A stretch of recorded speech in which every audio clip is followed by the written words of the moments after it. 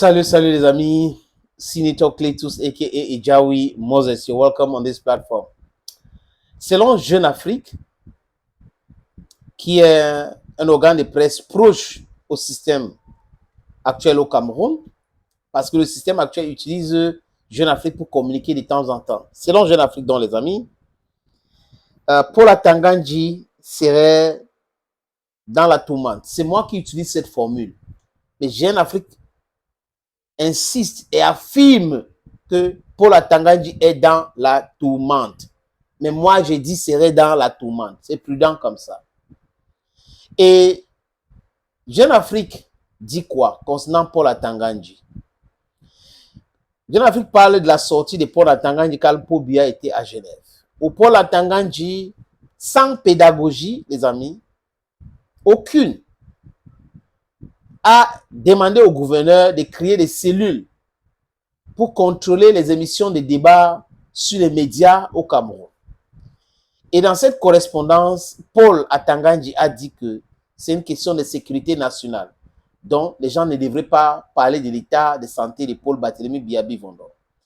Et dans sa sortie, il cite le DCC. Le DCC est comme le porte-parole de la présidence, parce qu'au Cameroun, il n'y a pas un porte-parole de la présidence. Donc, c'est le DCC qui est avec le ministre directeur du cabinet civil, qui est avec le président. Donc, c'est lui, il connaît où le président est, comment le président se sent et autres.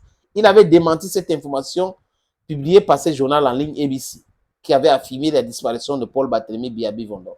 Sans preuve, encore, le journalisme du Google, au Google Journalism. Nul dans le storytelling, nul dans la créativité, nul dans l'investigation, la vérification et autres, les amis. Quand j'ai fini de dire ça, nous devons être prudents quand on donne les informations.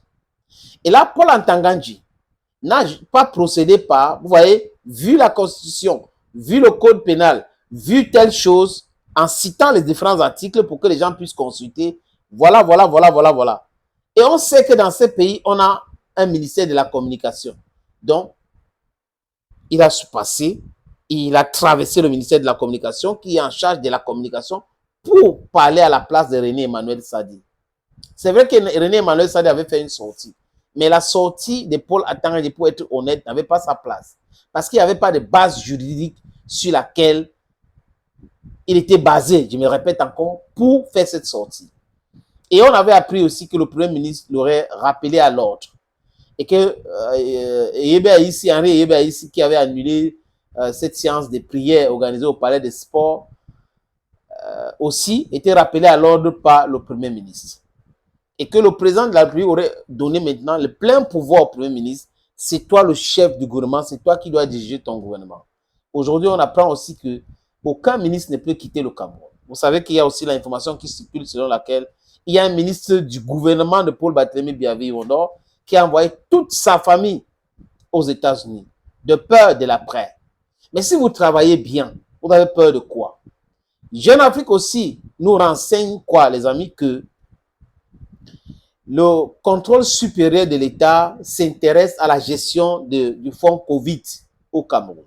Vous savez que c'était un scandale. Les sacs de riz sont envolés, des milliards, des seringues et tout. Suivez bien mon regard.